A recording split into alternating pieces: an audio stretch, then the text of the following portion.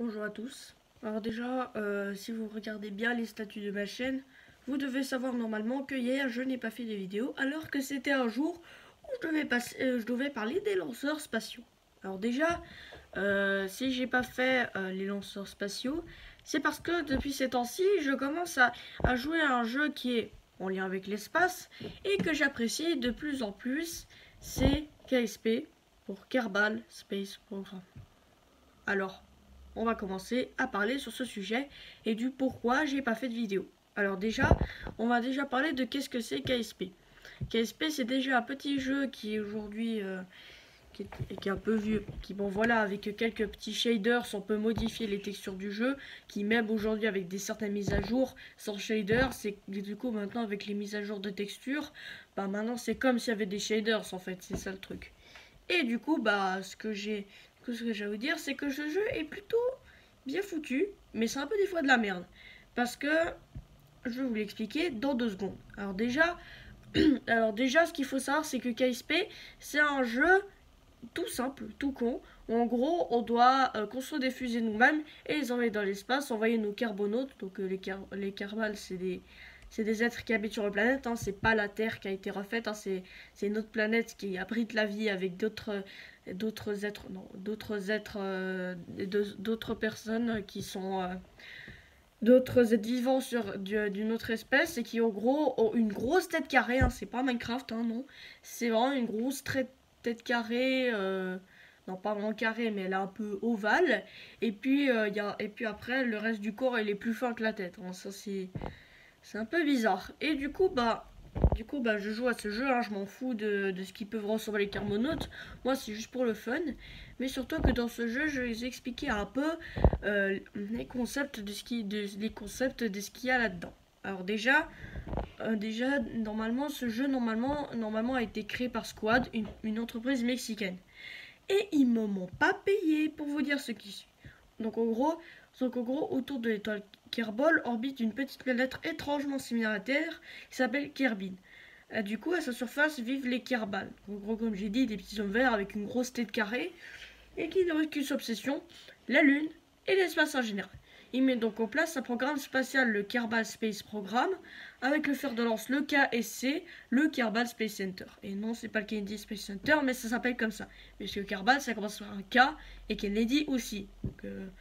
Donc les deux sites se ressemblent. Mais bon, franchement, le KSC sur KSP, enfin le Kerbal Space Center, en vrai, en gros, c'est le même. C'est le même que le Kennedy Space Center, mais bon, il est juste à piquer sur la planète, quoi. Bref.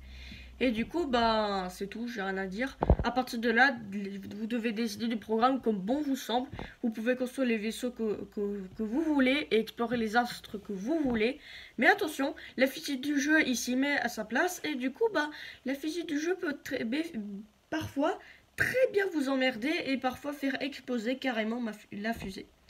Sachant qu'il y a aussi des réglages dans les paramètres et du coup on peut modifier certaines paramètres du jeu, mais je vais pas entrer en détail là-dessus. Donc déjà, on va commencer déjà par aujourd'hui parler aussi de manœuvres orbitales et du coup bah, je vais vous parler aussi un peu de choses et du coup on va parler de plein de choses au niveau de l'orbite et surtout des manœuvres orbitales surtout et surtout surtout de plein d'autres objets qui permettent de se mettre en orbite, d'ailleurs les fusées, et également de se manœuvrer dans l'espace et de pouvoir bouger. Donc déjà on va commencer par une petite fusée test. On va commencer par lancer la petite fusée. Il n'est pas assez pour aller en orbite, mais chaque chose a son temps. Une fois allumée, déjà j'ai oublié de vous dire la taille de la fusée. Donc en gros, une petite fusée, ce serait un réservoir et une petite capsule, ou alors une bande électrique pour quand on ait besoin d'envoyer pas d'astronauts. Donc juste un réservoir qui fait juste 1 mètre. Donc en gros, avec ça, je pense qu'on peut pas vraiment se mettre en orbite, mais j'ai dit chaque chose en son temps. Une fois allumé, le moteur de la fusée la propulse, sans surprise bien évidemment, vers le haut, sa vitesse augmentant tant que le moteur est allumé. Quand celui-ci se retrouve à sec, la gravité et les frottements de l'air reprennent le dessus. La fusée ralentit jusqu'à s'immobiliser puis retomber sur Kirby. Avec un plus gros réservoir, le moteur fonctionne plus longtemps. Suffisamment longtemps pour qu'il évite l'atmosphère et se rende dans l'espace. Mais une fois encore le moteur coupé, la même chose se reproduit. la gravité attire inexorablement la fusée vers le sol. Si on veut mettre la capsule de Jebedia Kerman en orbite, parce que oui, hein, ils ont des noms aussi, Kerman, hein, c'est pas comme s'ils n'en avaient pas, et du coup, il va falloir faire autrement.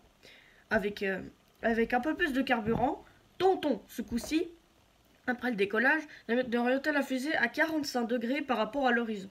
Le trajectoire va ressembler normalement à une forme de cloche.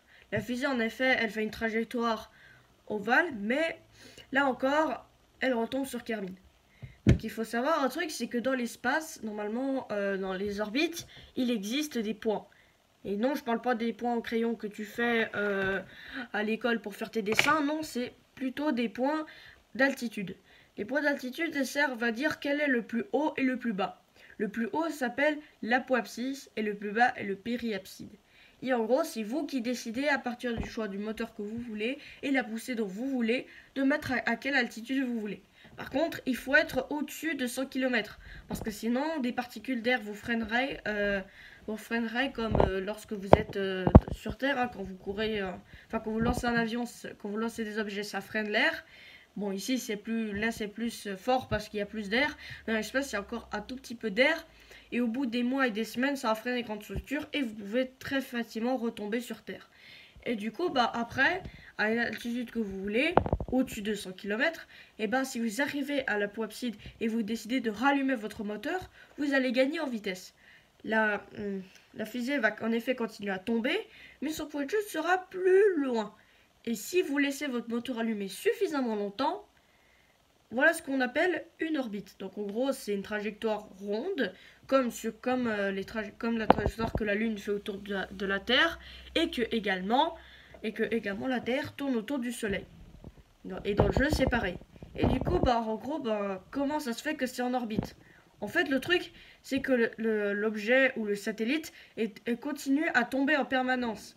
Mais grâce à sa vitesse très élevée qui compense la gravité, sa force qui permet de s'éloigner est plus forte que la force qui va de l'attirer.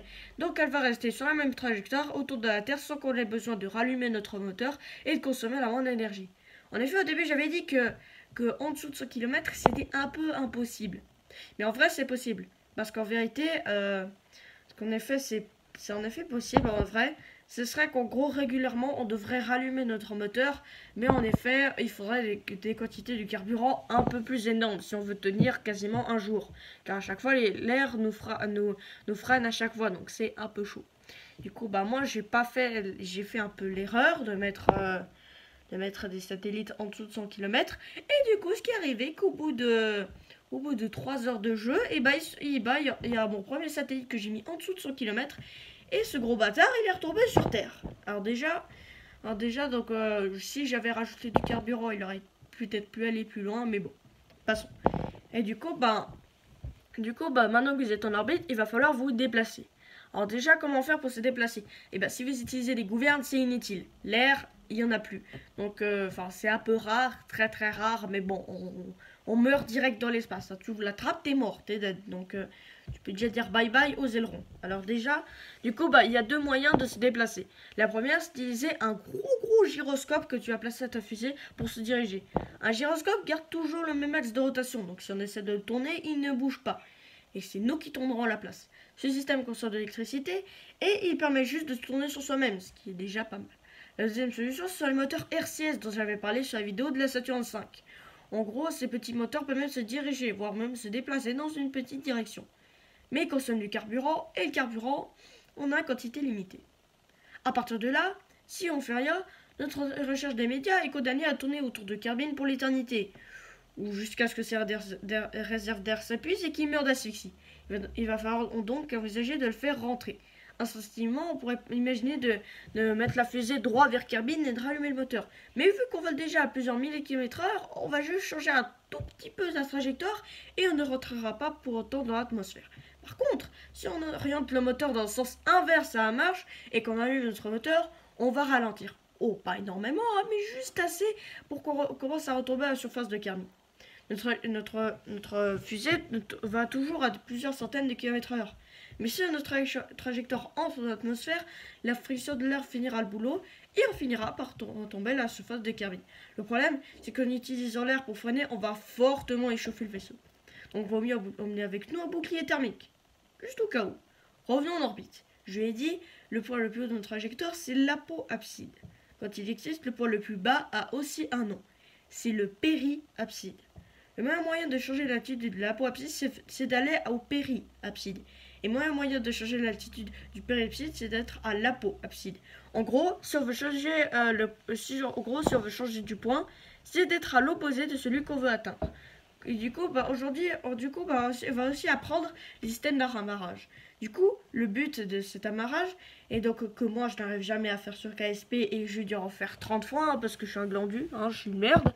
Et du coup, il faut déjà se mettre sous la cible et en gros, on se met en orbite. Juste en dessous. En effet, j'ai dit que les particules pouvaient freiner l'air, mais ça dépend à une certaine altitude. En effet, au niveau de 50 à 50 km, c'est un peu mort. Déjà, 50 km, c'est un peu chaud et en plus, ça touche un peu la Terre. Et surtout que, mettez-vous à une altitude, par exemple, si l'ISS était à 100 km, là, j'ai mis mon ISS à 100 km au-dessus de la Terre dans le jeu. Parce que moi, voilà, j'ai utilisé le FTL12. En gros, le FTL12, c'est une console qui permet d'avoir des cheats aussi, gratuitement dans le jeu, que j'ai essayé d'avoir, mais que j'y arrive pas parce que je suis une merde.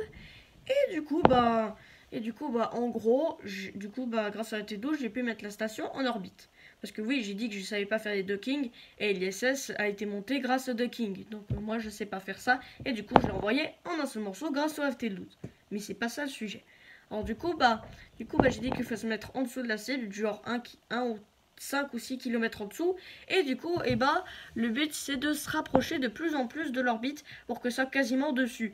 Et du coup, il y aura des points normalement dans le jeu, il y aura des points normalement qui vont apparaître et qui vont permettre de ralentir ou d'accélérer. Normalement, ce genre de manœuvre demande des calculs assez velus. Mais on est dans un jeu vidéo, pas un simulateur de prise de tête. Alors on va laisser l'ordinateur calculer à notre place et on y va à l'estime.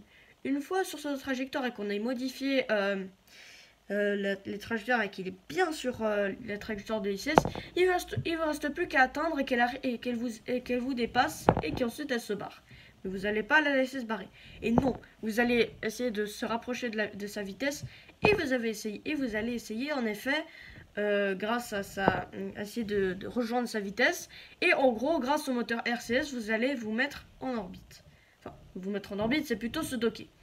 Et du coup, je n'ai plus rien à dire dessus. Donc, c'est une découverte fantastique de ce jeu. Donc, ça sera une nouvelle série sur la découverte des jeux spatiaux. Et également Star Citizen, que moi, je joue pas vraiment, c'est pas mon truc.